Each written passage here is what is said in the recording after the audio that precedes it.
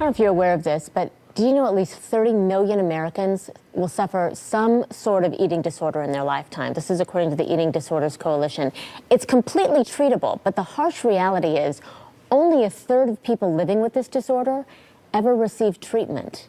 We need to talk about this, and this is a really personal story with retired Navy Rear Admiral John Kirby.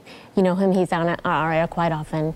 And his daughter, Megan McDowell, is joining us now. Thank you both so much. Really means a lot to us to talk with you. And I have to start, Megan, with this moment you said that sparked it all. And I want to read to you. This is from CNN.com. They've written a piece on this. She wrote, "I'll never forget the words that changed my life, the words that changed the perspective I had of myself, the words that led to a 6-year struggle with anorexia and depression. A friend said to me, 'I finally got the abs I've always wanted, and look at you with all that belly fat.' How can one comment spark the spiraling of a healthy woman, you ask?" The first thing that stood out to me, Megan, was how close was this friend? Because that does not sound like something a friend would say. Was she joking? She unfortunately was not joking. We were best friends at the time. Our relationship, we started to grow apart even before that comment was made, but obviously after she said those things, the friendship more or less ended. And where did you go then after that comment? Help us understand how anorexia just took force of you. It took complete control over my life. It consumed my thoughts. Everything I once loved doing didn't bring me joy anymore, and I began to restrict my diet, and I lost a lot of weight, and every day was a struggle. John, you wrote something here too that's very telling, and I think parents, grandparents, anybody can relate to this. You said, "Let me tell you something. When you look into the eyes of the girl you helped raise, that same little girl you taught to catch and throw and ride a bike, the one you read to sleep and encouraged to take on the world, and she can barely look you back, so ashamed is she of herself. Well, as a father, you're going to start wondering what, if anything, you could have done to prevent this. Help us understand, as a father, what this did to you."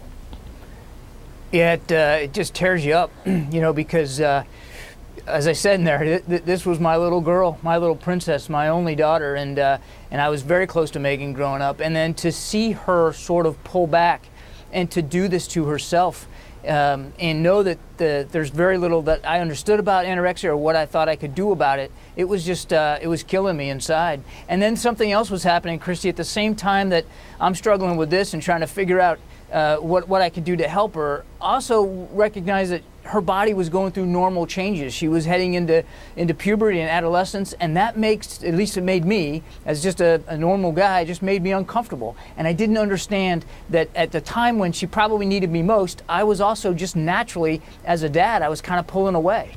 And I know that, Megan, you did talk to your mom, you did get into some therapy. Did you realize at that point, did the therapy help you realize this isn't about food necessarily? This really is about a struggle we all go through in terms of trying to figure out who we are. Absolutely. The teenage years are hard enough, and then to add anorexia into the mix, it was a living nightmare. How did your parents help you? As soon as my parents figured out something was wrong, they immediately got me into treatment, and they took me to all my therapy appointments, nutritionists, I saw social workers. I lost track how many people we saw over the years. And it wasn't until we finally met Helen LaRose that I got into the right treatment program, and I was able to gain weight and get my life back. What was it in that therapy that helped you get to that point, Megan?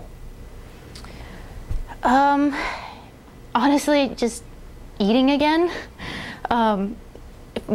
Being able to eat, and I eventually was able to start functioning normally, and it really changed my way of thinking about my relationship with food and about myself. Mm-hmm. And John, what did you learn about yourself through this whole process and about your relationship with your daughter and your family?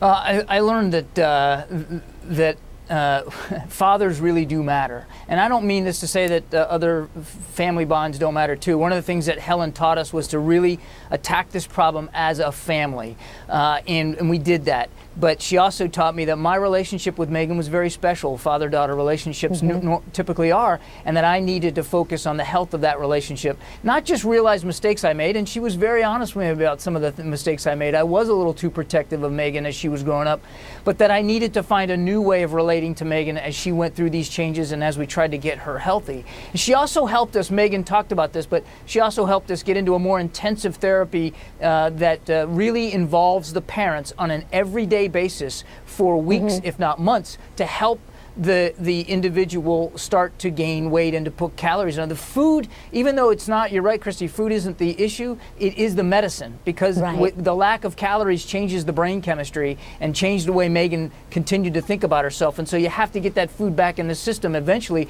to get the brain chemistry in the right area. We thank you so much for sharing. I know that it's a hard topic to talk about, but your transparency, it's brave, and it's going to help people, no doubt about it, because I know they want you to know that you're not alone. There's help out there, that dads matter, that words matter, and so do culture. John and Megan, thank you so much. Thank you, Thank Christy. you. Best of luck to you.